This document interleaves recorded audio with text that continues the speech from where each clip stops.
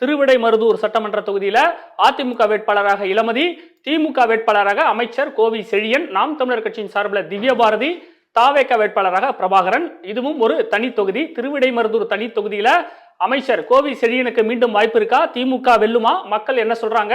தந்தி டிவியின் கருத்து கணிப்பு முடிவுகள். ஆம், திமுகவுக்கு வாக்களிப்போம்னு 38 முதல் 44% பேர், அதிமுகவுக்கு எங்களுடைய வாக்குன்னு 34 முதல் 40% பேர்.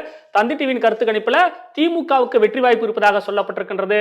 மாலை மலர்ல 42% பேர், மாலை மலர் மக்களிடம் கருத்து கேட்ட போது 42% பேர் அதிகபட்சமாக திமுகவுக்கு எங்களுடைய வாக்குன்னு சொல்லியிருக்கிறாங்க. சார், கோவி செழியனுக்கு செல்வாக்கு மிக்க தொகுதியா திருவிடைமருதூர்? இவர் தொடர்ந்து பார்த்தீங்கன்னா 2011 3 தடவை இவர் இந்த தொகுதியில் ஜெயிச்சுட்டு வர்றாரு. உயர்கல்வி அமைச்சராகவும் இருக்காரு. இப்போ 4வது டேர்ம் போறாரு.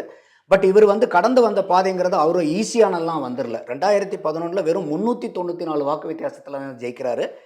2016 வெறும் 532 வாக்குல தான் ஜெயிக்கிறாரு. 2021 தான் 5 டிஜிட் 10,680 வாக்குல ஜெயிக்கிறாரு.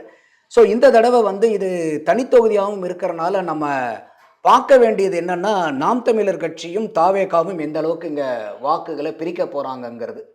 ஸோ இந்த இந்த கீழே இருக்கக்கூடிய போன தொகுதி மாதிரி இங்கேயும் நாம் தமிழர் கட்சியும் தாவேகாவினுடைய வாக்கும் அதிகமாச்சுன்னா கடும் போட்டியா மாறக்கூடிய சூழ்நிலை உண்டாகும் இந்த தொகுதியில. ஸோ கோவிச்செழியன் அவர்கள் 4வது டைம் போறது இந்த 2 கட்சியினுடைய வாக்கு வாங்குறதுல தான் இருக்கு. கடந்த முறை குறைவான வாக்குகள் வித்தியாசமாக இருந்தாலும் அவருக்கு தான் சாதகமா இருந்திருக்கிறது இந்த தொகுதி கோவி செழியனுக்கு. இந்த முறை களம் எப்படி இருக்க போகிறது அப்படின்றத பார்க்கணும்.